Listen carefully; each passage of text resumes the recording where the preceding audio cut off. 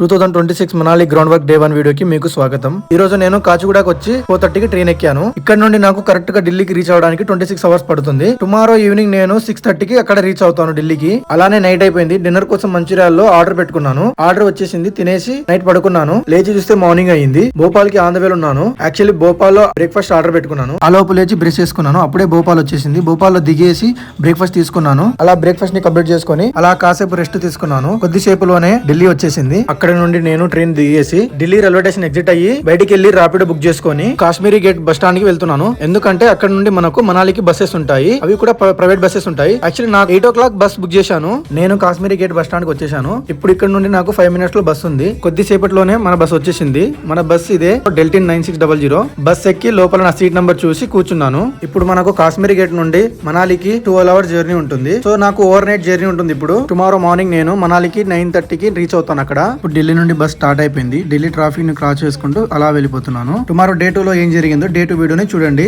ఈ వీడియో నచ్చితే లైక్ చేయండి. మీ ఫ్రెండ్స్ అండ్ ఫ్యామిలీకి షేర్ చేయండి. నా జిందగీ టూరిస్ట్ పేజ్ ని ఫాలో అవ్వండి.